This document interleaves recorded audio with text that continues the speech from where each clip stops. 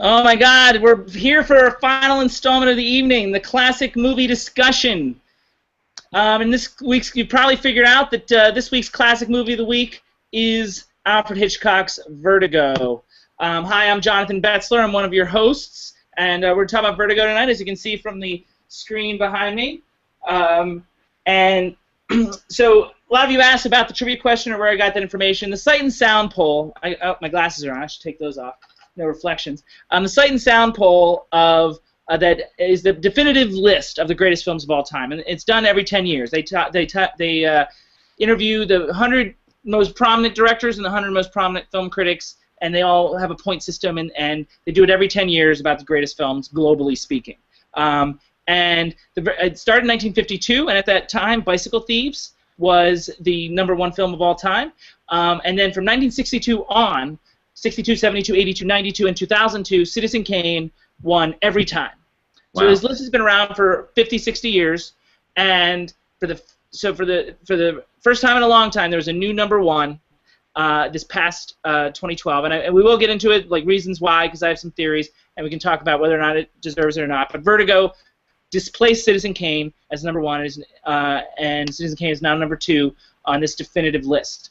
Now, there's a recent list come out from the BBC of the greatest 100 American films. This is a new thing that they did, and I'm not so familiar with their polling system. And they had British journalists ranking these, and Vertigo had dropped to #3 behind Citizen Kane. Citizen Kane was #1 again, and Godfather #2. This is not necessarily, it's just a different list, and it's not, but the Sight and Sound list is the definitive list. So I just wanted to give that backstory before I introduce guys who I'm obsessed with. Drunk Davey over here are you in Charlotte? Yep, that's right. All right, his grandmother's house in Charlotte, and we got J Money in Brooklyn. Brooklyn it is, as always. Welcome back, my man. So I also wanted to so a couple things now. I don't know if you guys are familiar with the Hollywood Forever Cemetery in Los Angeles. Only based on what you've told me. Okay, so anyway, well, this is basic idea. I've got this picture up. Can you guys see it? Yep. It's very similar to Bryant Park in New York. It's an outdoor movie screening series in the middle of a very famous cemetery where lots of famous people are buried. But you don't obviously sit on graves, as you can see. And they project on the back. This is the back of a mausoleum, and that big white area that's the most square. That's where they project the film.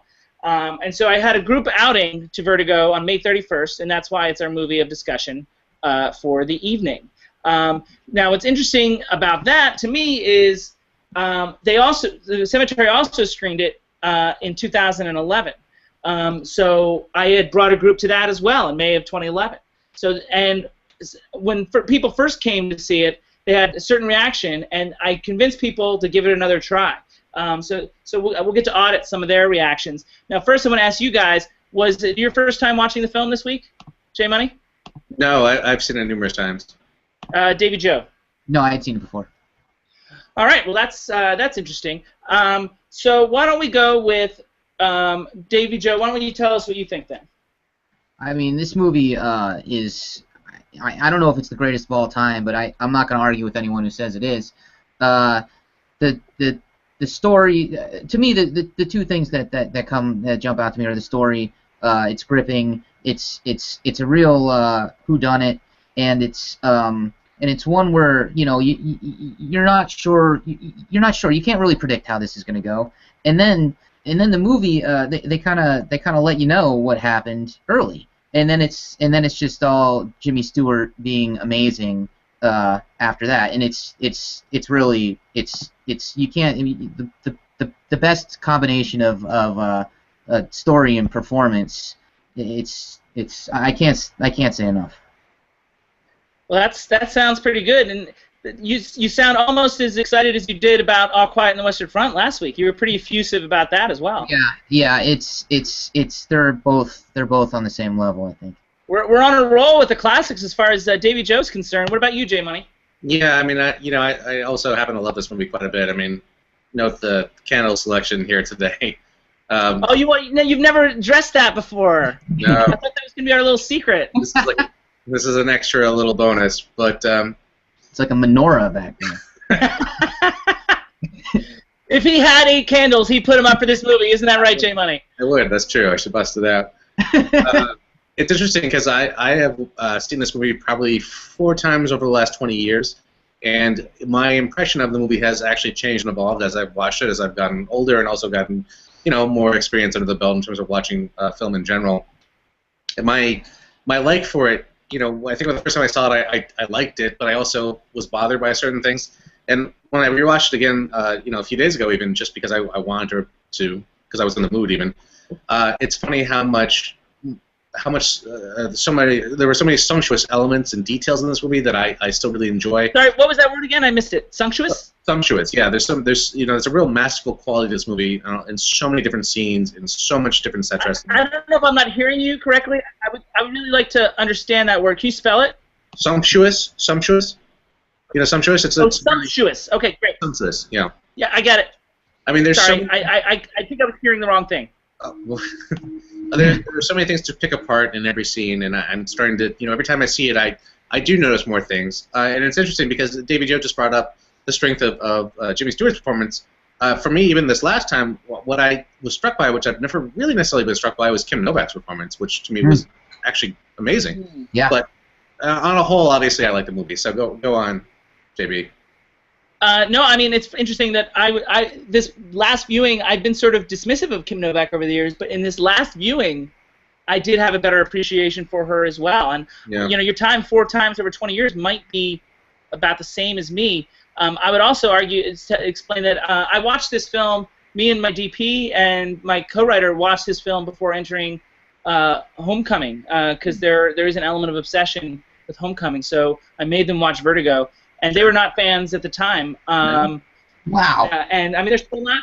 In fact, one of them posted very angrily when it was named the greatest film of all time, the GOAT, if you will. So one interesting thing that you talk about is the rewatchability and what happens every time you rewatch it. So I had one guy that came to the 2011 screening that really didn't like the film, and his main reason actually was the similar to our dislike of Jenny Slate. He felt like Scotty, Jimmy Stewart's character, is unlikable because he becomes obsessed and he does things that you can't root for. And I think that was particularly upsetting because it was Jimmy Stewart, this paragon of heroics and the righteousness. For him to behaving in such a way really left a bad taste in his mouth. And I convinced him to come back and give the film another try. Sight and Sound poll didn't hurt in that regard.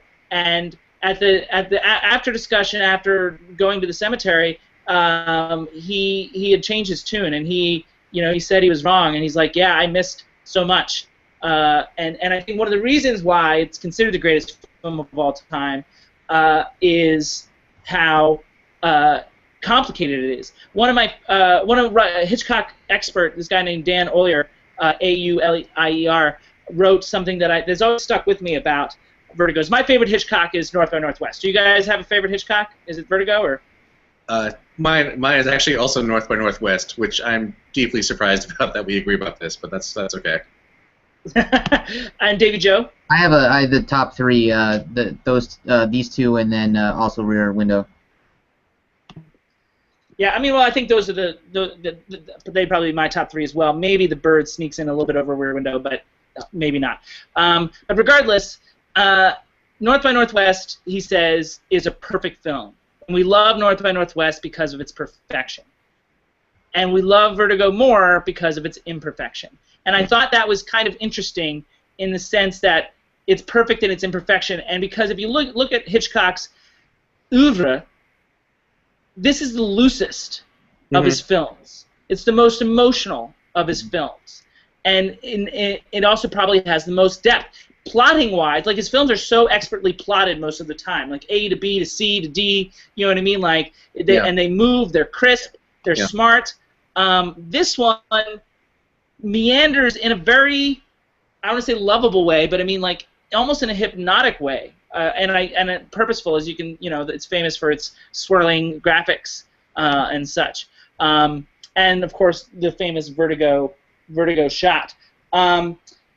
So, I mean, and also I would say it's less about the mystery than it is about the character study. You know what I mean? Like, whereas his films, generally speaking, are more plot oriented, where this film is more character driven, more than anything else he's ever done. Yeah, I would absolutely agree. I think it's interesting because in a lot of ways, what struck me about watching this time is that it's a very modern movie. I mean, for everything that you just kind of described, there is a quality to it that is meandering, and it's surprising to see it in this style of or this sort of age that it came out in. It's something that I think you would see a lot more of now, and it's the kind of thing where like maybe even audiences are reacting more strongly to it now. Like for instance, this group you're referring to, because maybe it's actually coming into a more comfortable place for audiences. They're more used to that. It's a movie that puts so much behind so many different red herrings, and I think that you don't necessarily appreciate that unless you see it at least twice, and then you probably appreciate it more as you keep seeing it because you kind of know what's going to happen, and so you can see how things are building in a way that's exponential. And I mean, like, it's interesting because I had at this most recent screening on May 31st, which is actually 2 months ago now, but I had people that were seeing it for the first time, and they were incensed, angry at the film. One girl in particular, and she might be watching now, was really, really upset, on a personal level. Now, this made her not like the film in her mind, but I kept suggesting this reaction that you're having suggests that the film is effective. She didn't feel good. She felt dirty in some ways, and she was particularly upset about the treatment of women necessarily and the objectification of women. But I mean, like, we argued that was me and the other guy that probably would have agreed with that argument his first time seeing it, but now he was seeing that. I mean, the film's point it was not condoning the objectification of women necessarily. Right. I think it was maybe hinting at its presence in our society, but by calling attention to it is not necessarily the same thing as condoning it. It's funny because I think that's part of why I maybe noticed Kim Novak's performance in it this time around more, is that it really struck me how she was the one that was actually caught in kind of the worst case scenario. I think that there's so much of this movie is set up around Jimmy Stewart and him dealing with so many different emotional issues that he went through. But ultimately, Kim Novak's character is the one that actually is kind of suffering the most, and the one that actually is probably the worst of the positions of all of them. So, how do you guys feel about this concept that I mentioned earlier about the one guy that they just couldn't get behind the film because, Scotty becomes someone you can't root for? I mean, I love that. I love the fact that Jimmy Stewart becomes worse off ultimately by the end of the movie. He becomes more desperate and more insane. I mean, it's interesting to see him go in that direction. You don't really see that often. So, when you say that you don't see it that often, you mean for Jimmy Stewart specifically? Yeah, for Jimmy Stewart specifically, definitely. Yeah. David, Joe, what do you think? Well, I think I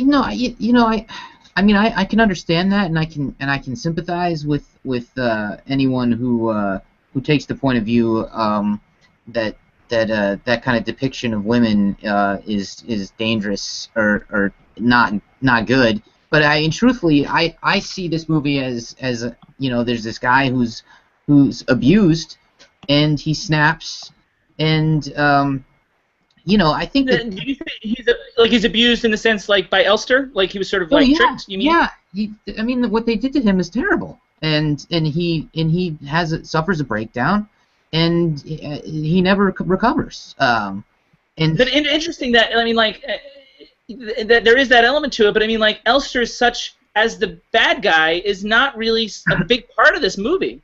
Right. Where he normally would. You hear about Hitchcock villains all the time, whether it be Norman Bates or James Mason's character in North by Northwest, but Elster is really a sideline. The whole mystery element is really just the engine for the love story. Yeah. I mean, ultimately, it's like the enemy in this movie is fatalism or even desire, Right, and to the point that he can't really help himself. You know what I mean? I can have an obsessive personality at times. You know what I mean? Not to that level, obviously, but there's something. Giovanni's laughing at me. Not necessarily that level, but I can certainly, and I think we all, on some level, if we dig deep, can understand some elements of his behavior. We don't want him to do it, but we can feel it. Yeah. No, Yeah. I definitely. I don't get it. And I think maybe that's why people are uncomfortable with the film, especially upon the first watching, is it taps into the dark parts of all of ourselves. It's almost too it hits too close to home in some cases. Mm-hmm. But and I also feel like because it's Hitchcock, you expect there to be a dark mystery, and then you expect there to be a twist, and then you expect a resolution, and it's just not tied up in such nice, neat little terms in this movie. And I mean, it's almost not really tied up at all. it isn't, and I feel like for me, I remember the first time watching it being like, huh, so that's okay, that's how this went, and I. I was sort of, it's like I appreciated it, but I was like, I wasn't satisfied. And I think that a lot of people might come out of it the first time around not getting that satisfaction that they might normally walk away from Hitchcock with. Yeah. So that brings up an interesting topic. How important is that feeling of satisfaction after watching a film? Well, I think especially at this point with people, with Hitchcock especially, you have an expectation. So if you come across a movie that he's done and it doesn't hit that expectation, then you might feel like, oh, it failed on some level. It didn't necessarily live up to the things that I've already seen him do, or et cetera, et cetera. But this, to me, it's a very unique Hitchcock film from based on other things we're talking about, and it's actually a lot more, I think, intricate and detailed and also heady in a lot of ways. So I can see why a lot of people's first impressions are probably like, he didn't really think this through. But then if you go back and you go through it again, then you understand, no, he thought through more than anything else, ultimately, from my point of view. Well, my understanding is that his process was not different, at least based on his notes and because he corresponded with all his screenwriters, and there were many ultimately on this project. Yeah. He corresponded with all his screenwriters via letters, and his process did not appear to be, and like this information comes from call sheets, correspondences, letters. Obviously, I haven't spoke with Hitch directly about it, but his first AD, none of them really felt at the time that there was something unique about his process on Vertigo. Well, but I mean, besides the process, at least in terms of the direction of the movie, do you personally feel like it's different? Well, I agree that the results are different. Okay. It's unclear how much he intended that to be. It was at a point where the film that he made right before this was a tremendous flop called The Wrong Man. So he was under a lot of pressure to get back to his winning ways. And Vertigo also happened to be a flop, which is why the very next film he made after this was so populist. North by Northwest was what he made directly after Vertigo. Sure. So at a point where he was creatively at the top of his game, but at the same time, with North by Northwest, he felt like he couldn't experiment as much anymore. Yeah. Davey Joe, we covered a lot in the last few minutes. Did you have anything about the last few things that we talked about? This movie, just to say what I think is different about the other movies, every shot in this movie is a work of art, and it almost feels intentional. The shot that I'm thinking of right now is when he's showing the hotel for the first time, and he's got the kind of the metal fence, and he's moving the camera. And it's just I watched it again. I just backed it up and watched that happen again. I don't know what it is. With the shots of the bridge, with the way the car is parked in the river in the bridge, or the bay in the bridge rather, river. It's just a beautiful movie. There's one artist that does recreations. I think mute yourself, David Joe, if you could. So I'm hearing feedback on myself. There's this artist that does recreations, like a photographer that goes to famous movie locations and recreates the images, and she recreated the Vertigo Golden Gate Bridge shot pretty convincingly. I don't have that image with me, but it is a good segue to the next thing I want to talk about, which was cinematography and color, or the craft of the film, specifically cinematography. So what I mean, I'm going to pull up this shot now. Where obviously green was such an important color in Vertigo, especially when it related to the new version. Oh, I'm forgetting the Judy. Yeah. So especially when it came to Judy, like green was huge. So let's talk a little bit about his use of color and the cinematography. Davey Joe already started us off a little bit. Do you guys have more on that?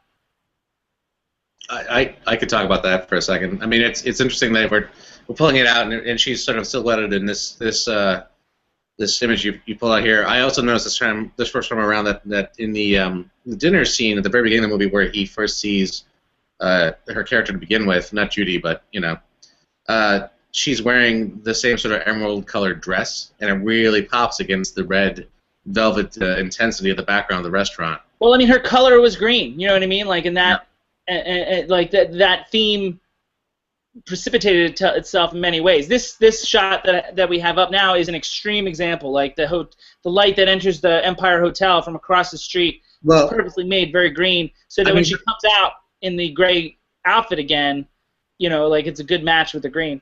Go ahead. I guess that's what I would say. For me, it's like the green is the intensity of the desire in the situation, whereas normally her character is put away as this icy blonde in a gray suit. So it's like he breaks through these moments where she has really intense pops of colors on occasion. I often think about color, and I'm not a graphic artist or a cinematographer or a production designer, and I let the other people handle those things. But I often think about color in my own work. But I mean, not to this extreme. I feel like I worry that if I overdo the color and like Hitchcock did here, and I'm not complaining about it. I'm just saying I worry that it veers off into stylization and feels less authentic, to use your word from the last two broadcasts. Did anybody feel like it was heavy-handed at any point? David, Joe? No, I didn't think it was heavy-handed, but I could see how someone could be distracted a little bit. It's deliberate. There's no question about it that it is deliberate. Yeah, deliberate I think is the exact right word for this. It's not so much that I was distracted by it, as much as I understood that he was making a very conscious art direction point. And it's funny because he repeats the colors so often. We're talking about the green, obviously that comes up for a dress, the background, her car. There's also the gray, which comes up not just for her pantsuit, but for the hotel, the McKittrick, which is just gray. There's all these themes that keep running throughout the entire film that I think are important. So it's not just that he's trying to make something look like, visually intense, as much as he's trying to draw the connections between all the different elements in a way that's a little bit more, sort of put together than you might expect. Let's try. I mean, David Joe brought it up earlier.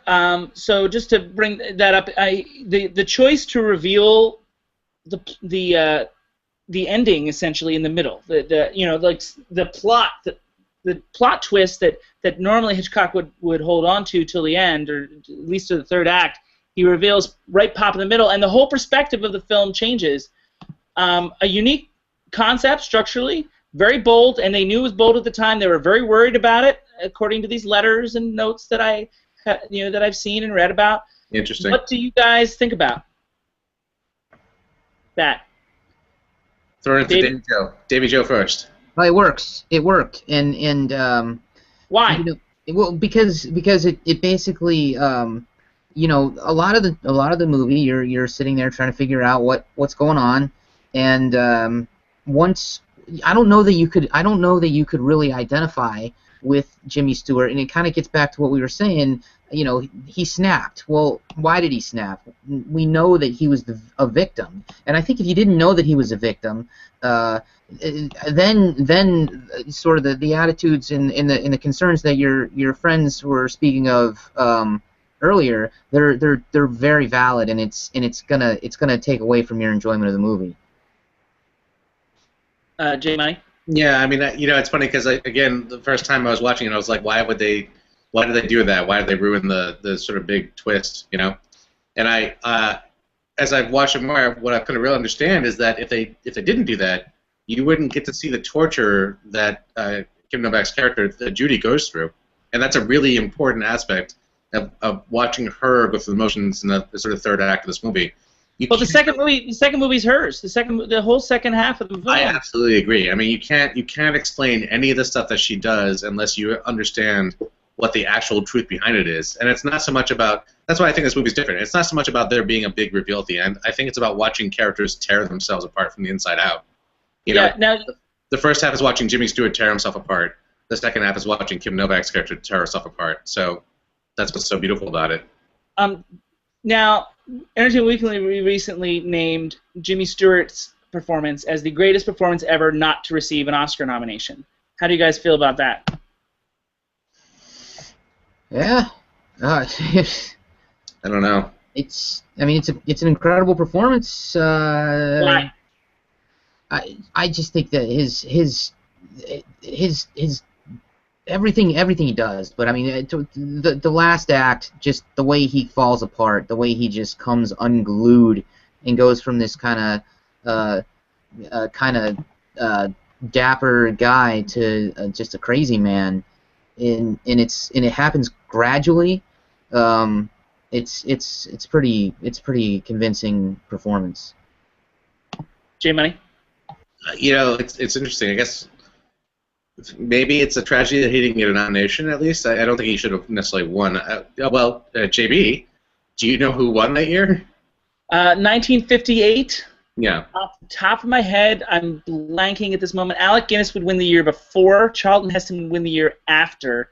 So 1958. I'm not. I can't remember. But right, that's okay. I mean, I think that his performance. It was against the cup of what you might expect for characters that he normally played. I don't necessarily know that he stretched too far. I like Jimmy Stewart's performance in this, definitely, but for me, it's like he could have let go a little bit more, perhaps. He still felt a little constrained by the end of it for me. But, I mean, I really like his performance. So, David Niven! Sorry, I remember. David Niven in what? A movie called Separate Tables, in which he plays a former child molester, but it's a very small role, actually, for a leading actor. Really? It's an ensemble piece. Burt Lancaster's really the lead in that movie. Huh. David Niven's really a supporting character, but he was David Niven, and it's more of like a Lifetime thing. All right. Well, I like David Niven a lot, so I don't know what I would say. I guess I would say Stewart could have gotten a nomination at least out of this thing because it definitely felt. I mean, but the only real nominee that I think could really challenge him is really maybe, I don't even think so, but Paul Newman and Cat in a Hot Tin Roof maybe that year was maybe some serious competition. But I think Jimmy Stewart actually was better than that because there's some flaws in Newman's performance. And of course, like they don't really deal with the homosexuality of the character, and that's sort of offensive. But anyway, so I'm sorry, I did interrupt you when I remembered, so I apologize. No, that's good because without context, it's hard to actually tell one way or the other. Well, I mean, it was more the comment that I made about the Oscar nomination was more a forum to talk about his performance. So that's all I really was looking for is give me some pros and cons of his performance, if any. I guess I feel like we've seen him play desperation plenty of times. We've seen him play a man who has been pushed to his end and who breaks down and is frantic and desperate and angry. And it's funny because in this one he doesn't really, he keeps it all inside and it becomes incredibly brooding and evil almost in a sense. And that was really interesting to see. But on the other hand, it's also much more constrained and it's also not necessarily. I don't know if Jimmy Stewart does subtle as well as certain other actors, so I don't know if how I would feel about that. And yet, I mean, I agree with that maybe on the whole of his career, but I think this performance is when he does do subtle. I mean, I agree with Davey Joe that it is a complete character that he's not required, and I don't think great performances need to have lisps or limps or anything like that. No. I think it's an improbable and yet believable transformation. He has a complete arc, and he's heartbreaking, and it's also a big risk to be as unlikable as he can be in some times. And I think it's one of the best performances of obsession that I've ever seen. All right, I'll give you that. Sure. Uncontrollable, obsession that has more control over you than you over it. I mean, I certainly got that from his performance. And I think it's actually more believable that his gait and his demeanor weren't that different, just his mind was different. You know what I mean? Like, that actually felt a little more true to life than maybe even they intended, quite frankly, because I feel like when people change in that way, like, they're still them, but they're you know what I mean? Like, sometimes when people start to change to be bad or obsessed, they'll have physical things they'll do to their body, like they'll start doing wider eyes and things like that. And his was a little more. There's some more subtle choices going on here. Oh yeah, I guess I don't mean that he necessarily had to be over the top or anything with it. I didn't want him to play crazy. It's just that the first half of the film, you have this nervous, anxiety and this anxiousness to his character. And the second half, to me, is really him being broken, and it's a much more quiet interpretation of what's going on. All right. So we don't have a lot of time left. I do have two more topics. First of all, do you guys have any? What are your cons? What are your drawbacks? What are some flaws of the film? J Money. I think that I honestly think that some of the action sequences in the film are chopped too much, and I feel like there didn't necessarily. I don't feel like he let what would qualify as an action sequence? Some of the chase stuff. I think I don't remember any chase stuff. Remind me. Well, him pursuing Jimmy Stewart up the tower. Up the tower, but also honestly, I think that some of the I don't want to give too much away. Some of the death stuff, some of the death scenes, to me felt a little like they happened really abruptly and a little bit out of nowhere. As much as they were a large part of surprise and elements. Well, the start of the film is a chase scene, right? Yeah, I mean, I guess what I would say is all the action stuff felt a little clipped to me, and I think that might be just a product of times. I feel like if it was... You're talking about the start of the film also felt awkward? Yeah, a little bit. There was awkwardness to that kind of stuff to me that I noticed. But yet those sequences, both of those sequences you refer to, have one of the most famous shots in history. Oh, definitely. They're very, very important, and I also think that what happened in them is important. Do you know what the shot I'm talking about? The reverse, that thing, right? The Vertigo shot is what it's called, and interestingly enough, used prominently in the film that it goes up against today. But so, Davey Joe, flaws? No. Not a one. Just no. Not really. I do have one other thing, but it's just the fact that supposedly these people really fall for each other so deeply within the space of like 3 days. I mean, there's some. That's my flaw as well, and that's always in the back of my mind. Now, granted, it's sort of like it's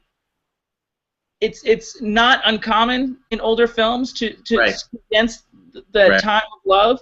Right. And I can certainly see attraction happening in that time frame. And this is a film that will never be remade, so it'd be hard to say for sure. But it is. It'd be interesting to see how a contemporary audience, with contemporary actors, or a contemporary screenwriter, I should say, would handle that. And also Anghetti's character, which it never really felt. I was never entirely sure where she fits into this. Are you talking about Barbara Bel Geddes? Yeah, I'm sorry. I said Anghetti's. That's not. Oh my God, I love her in this movie.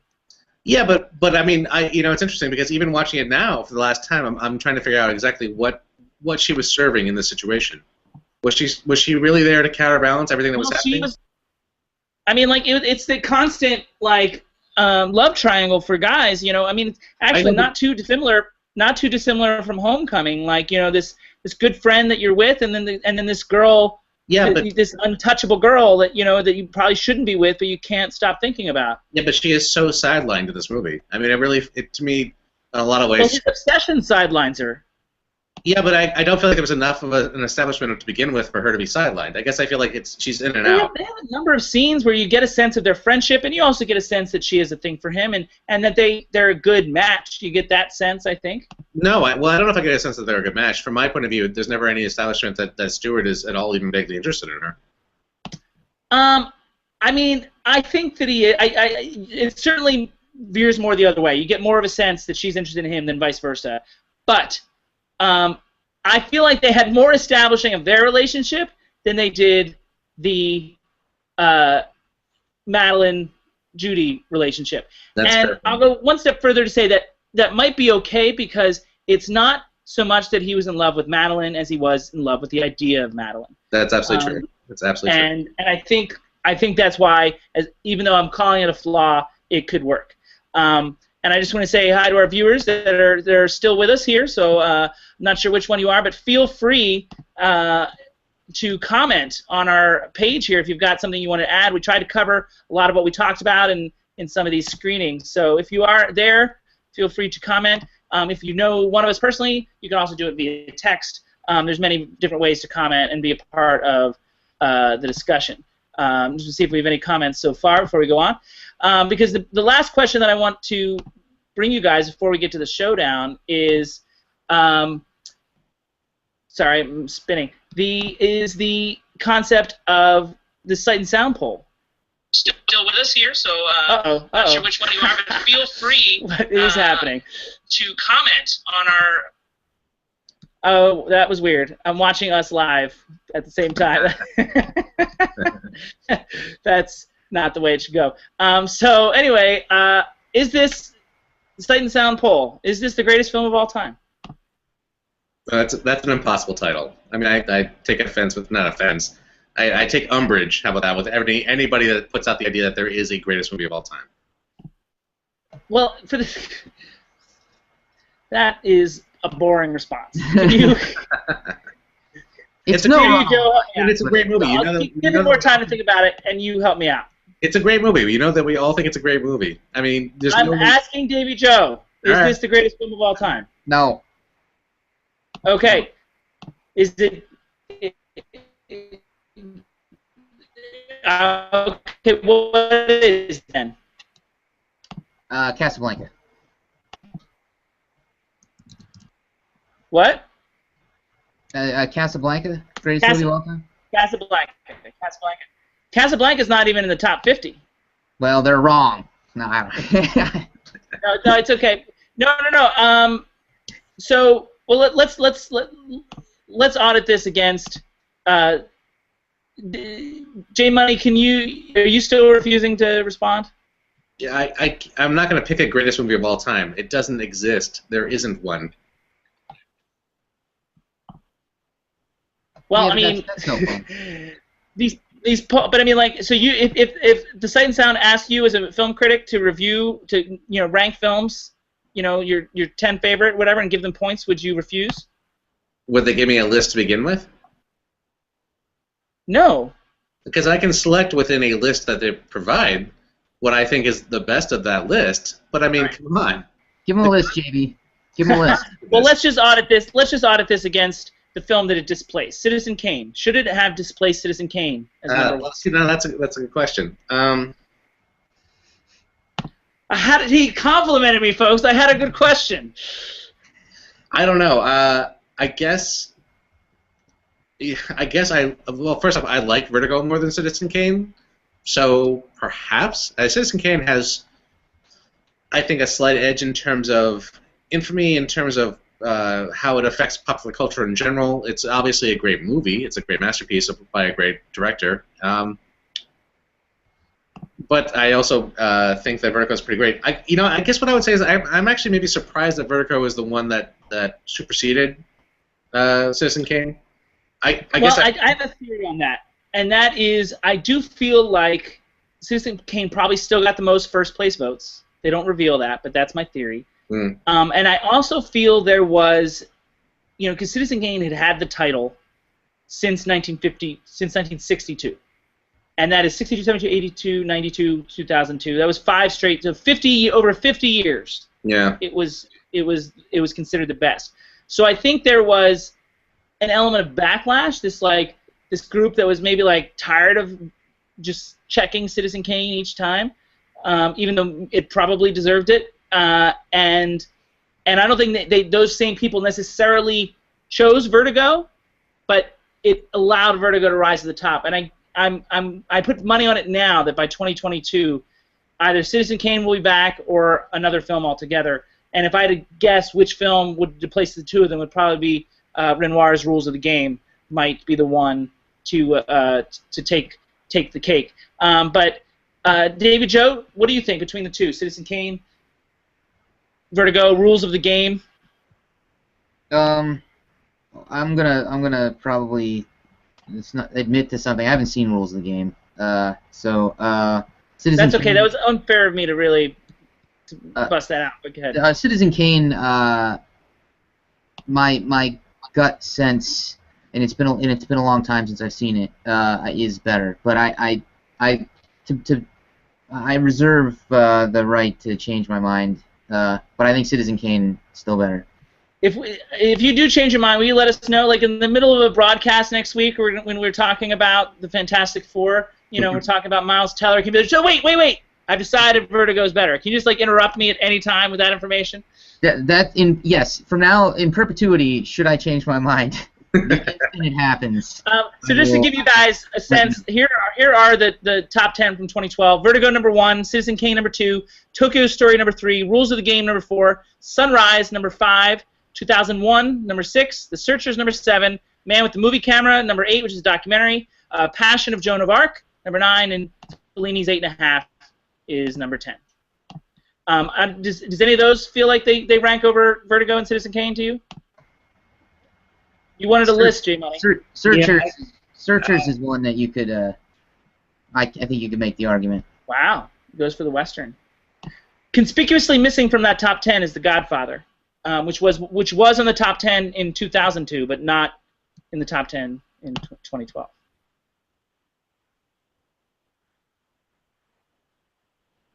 J Money, the camera's on you. Are you thinking, or what's happening? Oh, I'm sorry. Wait, there was a question still put out there. I guess I would say that they were all. To me, I would lump them all together in the same sort of like best stuff category.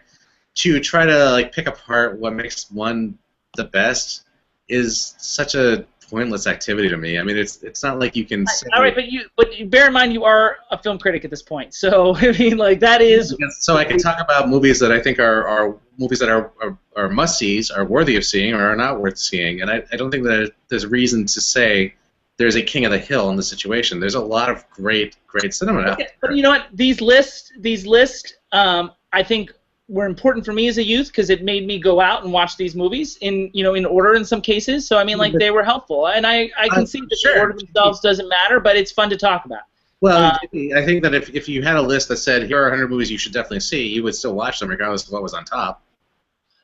Maybe I like lists, as you know, but I know that you're data-driven and numbers-driven, and you're a fan of sports ball and stuff like that. So sure, if you want a winner, I don't know, pick one.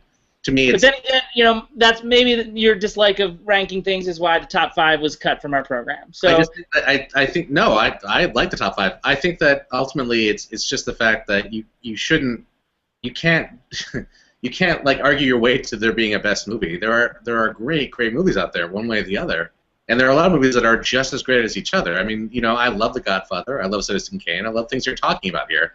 I can't really honestly say that I think The Godfather is better than Citizen Kane, is better than Vertigo. I think that they're all at the top tier. Well, I can, and I will for one say acknowledge that I do think, as much as I love Vertigo, and both these films are my top. I think they're my top 30 or 40 all time. Citizen Kane's in the top 20. I do think Citizen Kane is probably the most accomplished film of all time. It basically takes every element of film form and combines it into one gripping film. And I'm a big fan of Vertigo, and it influenced me maybe even more than Citizen Kane. Vertigo's probably meant more to my career, but I acknowledge Citizen Kane is not only impressive, but even more ahead of its time than Vertigo. It's fun. I guess what I would say is I feel like the whole idea of doing that is antithetical to the idea of this of film in some ways. I mean, I don't think the point is to find the best. All right. Well, I mean, there's no point in arguing I mean, like, people made this. Other people made that list, not me. I just thought it would be fun to talk about. Talked about it too long, and now we've got to do our own version of comparing movies. The classic movie Showdown, based on the brackets from the similar to the brackets for the NCAA tournament. 64 movies are put in a bracket, and I have people over for screenings. Here are very quickly the rules of the classic movie Showdown. Screening criteria varies from bracket to bracket. I host these screenings either at my home or screening room in New York, or one of the venues that, like the Hollywood Forever Cemetery or Bryant Park in New York. Films must be 15 years or older, and for voters to be eligible, they must see both films in my presence within a 12-year period. So just going over the rules once again. Any questions based on those rules, guys? No questions. No questions. You guys have seen those rules before, didn't you? I cheated. I read them ahead of time. So anyway, all right. So today's bracket is interesting. It is AFI's list.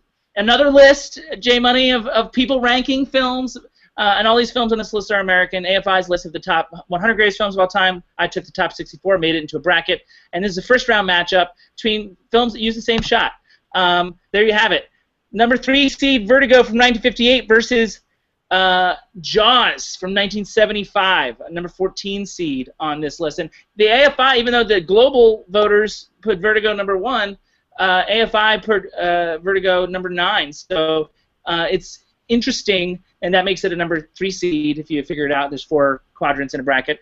So, gentlemen, it's up to you to choose. J Money, you go first. I will put Vertigo ahead of Jaws. I will. Okay, why? Because I believe that ultimately, for me, Jaws was almost a happy accident in the way that it came together. I don't know if I don't know if it was a movie that was completely created from a director vision. I think I love Jaws. I think it's a great movie in general. I just think that there were a lot of things that contributed to the final product of Jaws that weren't necessarily intentional. Whereas I feel like the Vertigo, it was very intentional from start to get. I think that it was very much in line with the director's vision. I feel like there was a lot of things that were going on with the movie that I think are still incredibly relevant and important.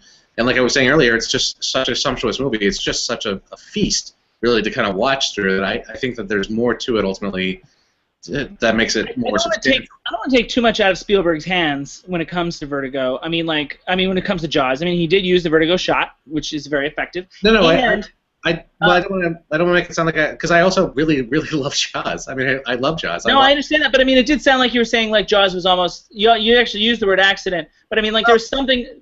But Spielberg, I think, took a bad situation with a shark that didn't work and some other things and worked around it in a very creative way. True, but what I would say is based on what I think about Spielberg in general at this point, if the monster had worked, I don't think we would have gotten the same movie. Interesting and offensive at the same time. Davey Joe. Yeah, I've been hearing this stupid shark didn't work thing for so long, and it who cares? It's the movie is the movie.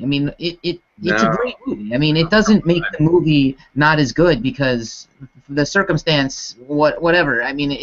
It's an incredible movie, and I just think that it's... I think it makes the movie better almost that they overcame those obstacles. Casablanca, what Davey Joe said was the greatest film of all time, had significantly more obstacles than Jaws. I think that the shark not working is something that people like to use to diminish Spielberg's effort. I think it's irrelevant. I think the movie is what it is. You either like it or you don't. This is the second time tonight we ganged up on J Money. But anyway, to me, Jaws is the to me it's a great monster movie. It's I think arguably the dialogue is stronger than Vertigo, but for all the reasons we've laid out throughout this episode, I'd say Vertigo's a stronger film.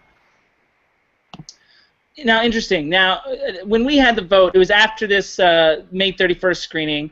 We all went to somebody's apartment because we were, they don't let you stay in the cemetery. So we went back to somebody's apartment to have this discussion, and it was interesting that because the only people that were eligible to vote were those that had attended the Jaws screening, which was also at the cemetery. Within that 12-month period, I think it was last July 4th weekend, we had a Jaws screening at the cemetery. And so that was the discussion of, but some people had attended that screening, some people hadn't. So only the people that had attended both screenings were eligible to vote, and those people selected this film. So they agree with you that Vertigo won. And can I tell you, those that had not attended the screening were so angry that they did not get to vote. And if they had been eligible to vote, supposedly they would have voted for Jaws. Yeah. So it's interesting that there is, as much as Vertigo is lauded, and everyone on this panel and everyone on other panels has talked about it, it is not as universally loved, and it's almost controversial. Especially now that it's been named Best Movie. And I think I told you guys how angry that one friend of mine was when it got named Best Film of all time. He took it personally, which goes against everything J Money believes in. It's interesting because obviously I knew the bracket ahead of time, And the first time you sent it to me, I was like annoyed because I'm like, no, Jaws is better. And then I watched Vertigo again. And I watched Jaws about a year ago, so now I watched Vertigo about like 4 days ago. So my opinion is constantly shifting about this as well. But at this point, Vertigo has won out. Maybe it's because I just saw it again recently and refreshed everything, or maybe it's because I've come to a different conclusion about it at this point. But it's. I mean, I do think about these brackets. I do think that there is a slight advantage to the film that is screened that night. Not that much, though. It's negligible. I've been doing these brackets since 2011, so my experience is that there's maybe a slight advantage when it's close, but I'm not sure this one is close. And this is and except for those, it's funny because it was the people that were not eligible to vote and would have voted for Jaws actually outnumbered the voters. That it could have gone a different way very easily. But then again, I feel like it was, if somebody was seeing Vertigo for the second time or the third time, there is this rewatchability factor, and it's so full. I use the word feast and sumptuous, and it's so full, it keeps on giving, and it's so detailed and deep, and not deep emotionally, like it has depth of meaning. It's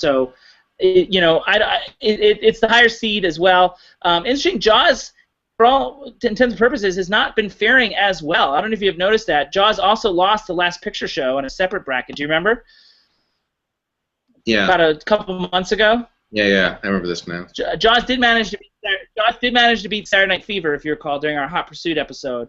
But but Jaws is getting knocked out of some brackets here early.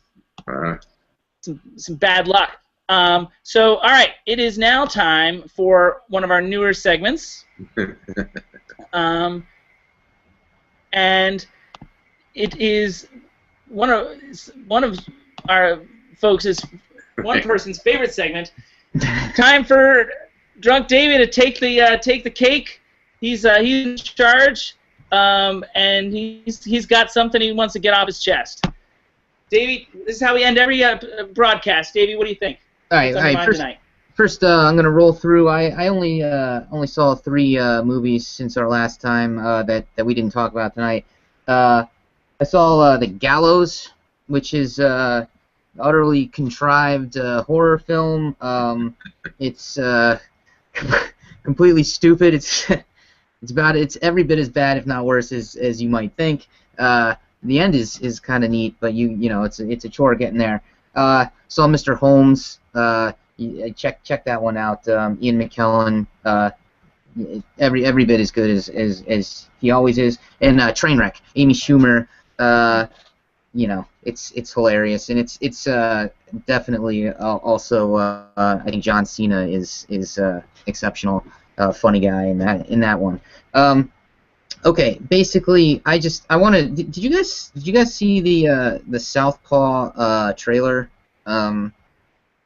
before seeing the film? I think I saw it in theaters at one point, definitely. Okay, but I think we can talk about this because it's in the trailer. Okay. They give away Rachel McAdams getting shot and killed in the trailer. It's insane. I mean, it's. Do they? Yes. And, this is getting to be a problem. David Joe, I mean, I saw the same. I don't know if I saw the same trailer, but I saw a trailer, and I had no idea what was going to happen. It's something that I've heard a lot of people complaining about, and I've heard a lot of people just straight up warning people, don't watch the trailer if you can avoid it. It's absolutely awful. But that goes to why this movie was so contrived. I mean, it's like they knew that the whole point of the movie was to watch one broy dude down on his luck, kind of try to defeat all odds to rise back to the top. I mean, I wish I actually cared about him to begin with. He's such a dickhole one way or the other. All right, well, as wrong as you are, I think that this. I mean, just because I was complaining about Terminator last week. Yeah. Yeah. Look I know that the director of the film doesn't have a whole lot to do with the trailer. Is that right, JB? I'm gonna say that's right in JB's absence. Okay. Well, I mean, I would think that I would be so upset. I'd just be so upset if someone wrecked my movie like that, or at least spoiled it like that in the trailer. There are third-party companies that I believe are involved with directly creating trailers for movies, and I think that the studios hire out. And there's a whole subsection of directors that are just purely based on directing trailers, deciding what to cut and what to edit and to bring in. And it's really its own small kind of craft industry in and of itself. And I think that, I mean, I think what you're voicing here tonight is something that a lot of people talk about these days, which is that trailers are awful. The trailers give you everything in the plot, that they basically set it up so that you know exactly what you're going to see ahead of time. And it's really indicative of a larger problem with studios being very afraid of what they're creating for their content. They want people to feel very assured that if they're going to plunk down nearly $20 at this point, they're going to get exactly the kind of product they were hoping to see. Yeah, I think you're right. I think that basically they don't trust people to make the decision as to whether or not they want to see the movie or not. Anyway, I don't know. Do you have anything, J Money, you saw want to talk about? I would like to plug the latest season of I don't think I did this last time. BoJack Horseman, which is an animated series on Netflix, starring a lot of people, mostly starring Laurinette, but also starring starring Paul Tompkins and I'm blanking on a couple other people, but a lot of really talented people are involved with this this TV show. You know, it's an animated feature or an animated show, so I think a lot of people also discredit it because a lot of people are just turned off by the very medium itself. But also ultimately, you know, a show that it's about depression in a very amusing way, and also a way that I feel like is much more painful to almost watch than any other show I've ever seen. So I highly recommend it. The first season was also spectacular. The second season has absolutely lived up to the first season, and it's a great thing to watch. And it just got renewed for a third season, so I'm happy about that happening as well. Awesome. I do know Paul Tompkins. You know him personally? Yeah, I'm closer with his wife, Janie. Janie, yeah. How do you know Janie? We work together. She's in Intersection. She is? Yeah. Oh, now I totally have to. That's crazy. Now you're gonna watch Intersection after all this? Now I'll watch it, JB. Now I'll watch it. Can you get either of them to come on this show? It's very self-serving of you, Davey Joe. I'm a selfish guy. You even know who Paul Tompkins is, or Janie? Yes. I don't know Janie. I know Paul F. Tompkins very well. Know of him. How do you know Janie? How do you know Janie, J Money? Well, I know her only in the sense that Paul Tompkins talks about her a lot and also Instagrams her a lot and lots of other things that she's apparently been somewhat involved in. I don't know her. I know. I mean, if you look on my Facebook page and look through my friends, you would see her, not him, but you would see her. Well, la-di-da, huh, JB? Wow. You're pretty. No, that's big. That's big. Is it? I know somebody's wife, but no, we've worked together many times in the past. That's great. All right, so that's the timer. Drunk Davey, you good? Yeah, I'm good. That was, ladies and gentlemen, Davey's diatribe. Whether you liked it or not, that's what it was. All right. So, we're ready to wrap things up for the evening. So, you guys feeling okay? Yeah, pretty good. All right, So once again, I'm just remind everybody that next week we are back on August 11th. That's Tuesday, August 11th at 8:30 Eastern, 5:30 Pacific, and we're going to be talking about the Fantastic Four, the next comic book movie, and our second comic movie. And next time will be our 15th episode, and that's only 9 days away. And we'll be teasing what the indie and the classic will be over the course of the next couple weeks. The classic, for those of you watching, it will be something that we watched at one of the classic movie screenings in this very apartment. So those of you watching might be interested to learn. You might have some guesses as to what that might be. And a little hint would be we're going to be looking at a film from the 70s. So anyway, that's it for this evening. Closing thoughts, Davey, Joe, anything? I got nothing. J Money? I don't know about Liz. Vertigo is an excellent film. We saw a lot of good movies this week, so I'm very happy.